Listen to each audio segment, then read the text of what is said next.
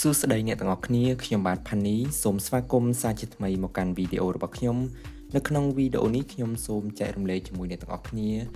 តាក់ទងទៅនឹងការដំឡើង driver របស់ printer មួយនេះដែលមានឈ្មោះថា printer HP Laserjet P1102 បាទដូចជាក្នុងរូបភាពនេះគឺជាប្រភេទ printer លក្ខណៈថាសខ្មៅតូចល្មមដែលយើងអាចប្រើនៅក្នុង office តូចមួយឬនៅក្នុងផ្ទះរបស់យើងបានផងដែរក៏ប៉ុន្តែខ្ញុំបានព្យាយាមក្នុងការដំឡើងវាជាច្រើនដងក៏ប៉ុន្តែវាអត់បានសម្រេចនៅពេលដែលយើង connect ជាមួយនឹង printer នេះបាទ connect printer នេះជាមួយនឹង Windows 10របស់យើងហើយវានឹងចូលទៅ download ជាមួយនឹង app មួយដែលមានឈ្មោះថា HP Smart បាទនេះពេលដែលយើង connect app connect printer ជាមួយនឹង Windows របស់យើង connect ជាមួយនឹង computer របស់យើងបាទ Windows 10ដែលខ្ញុំកំពុងតែបង្ហាញនេះគឺវានឹងចូលមក download ហើយយើងអាច launch វាបានបែបនេះបាទគឺវា download automatic ហើយក្នុងការ install យើងធ្វើការ add printer ត្រង់ចំណុចនេះមកបាទក៏ប៉ុន្តែខ្ញុំបានព្យាយាមតាមវិធីនេះក៏ប៉ុន្តែវាអត់ចេញមានន័យថា set up បានជោគជ័យនោះទេក៏ប៉ុន្តែបន្ទាប់ពីខ្ញុំធ្វើតាមវិធីមួយទៀតគឺវាបាន set up HP Laserjet Professional P1102 នេះបានជោគជ័យទៅលើ computer របស់យើងបើអ្នកទាំងអស់គ្នាធ្វើការ connect ដំបូងហើយវាចេញ app HP Smart នេះយើងត្រូវ download ចេញពីបាទ download ចេញពី Microsoft Store នេះមកយើងធ្វើការដំឡើង app នឹងហើយយើងធ្វើការ add printer ហើយយើងភ្ជាប់ internet ដើម្បីវា download driver ដោយខ្លួនឯងហើយវាដំឡើងដោយយើងធីកមានការណែនាំបន្តនឹងទៅ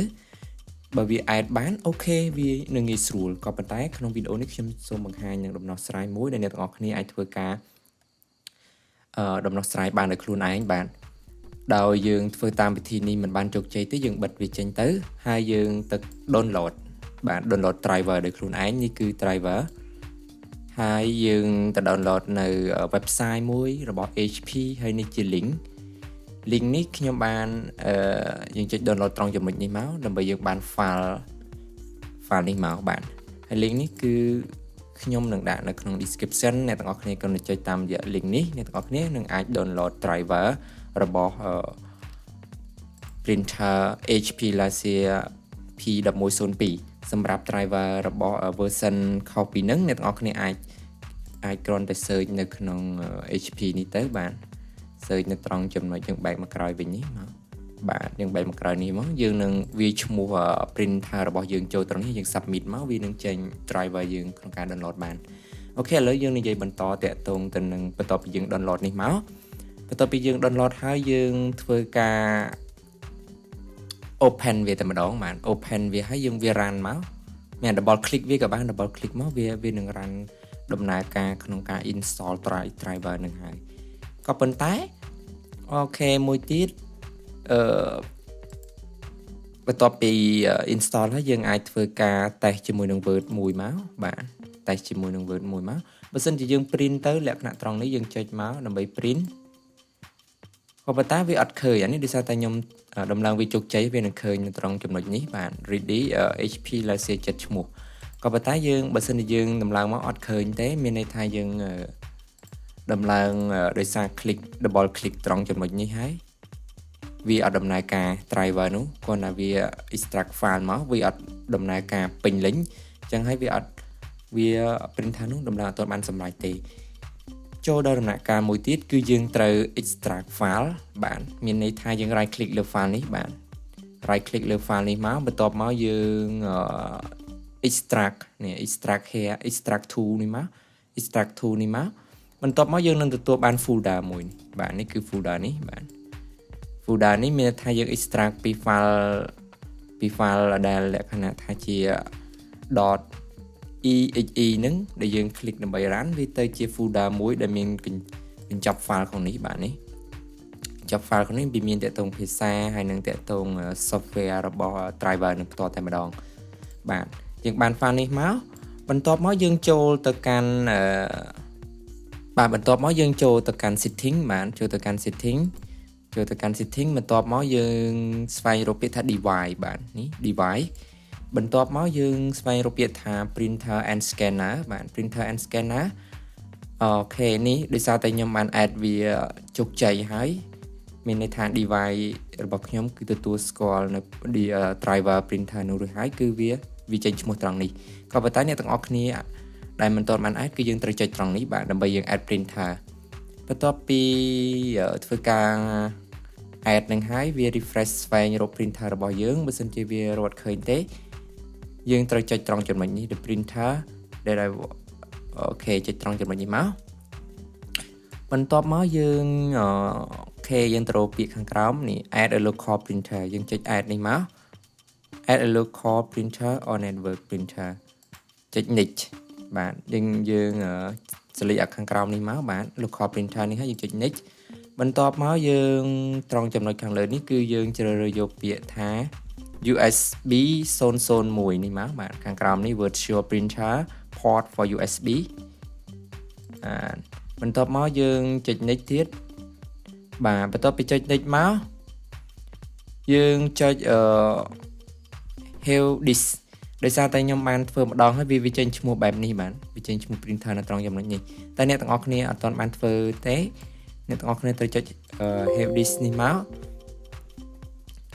យើងនឹងឃើញកន្លែង link កន្លែង part នេះមួយបាទ address នេះយើងត្រូវបើកនៅត្រង់ចំណុច folder ដែលយើងបាន extract ពី file ដើមរបស់វាយើងបើកមកបែបនេះបន្ទាប់មកយើងចុចខាងលើនេះបាទឲ្យវាចេញសញ្ញាទាំងអស់នេះសញ្ញាពណ៌ខៀវចឹងមកយើង right click យើង copy មកបាទយើង copy address នេះមកបាទ copy address នេះមកយើងបិទវិញមក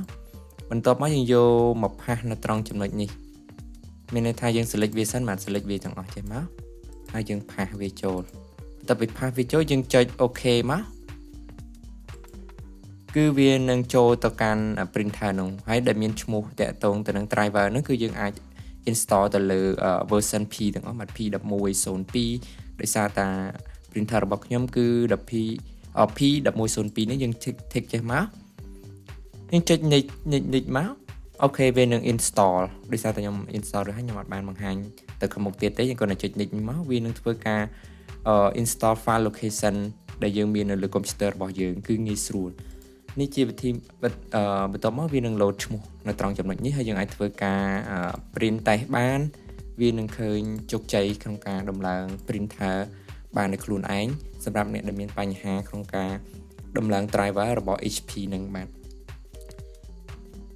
ដោយសារយើងប្រើ app ក្នុងការដំឡើងនោះគឺវាអត់បានជោគជ័យគឺ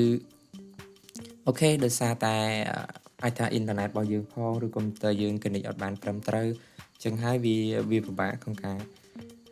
connect ក្នុងការ online មានន័យថាយើងដំឡើង driver បែប online ត្រូវការអ៊ីនធឺណិតតែនេះយើងអូខេយើងត្រូវការអ៊ីនធឺណិតក្នុងការ download មែនក៏ប៉ុន្តែយើងលក្ខណៈថាប្រើវិធីសាស្ត្រក្នុងការ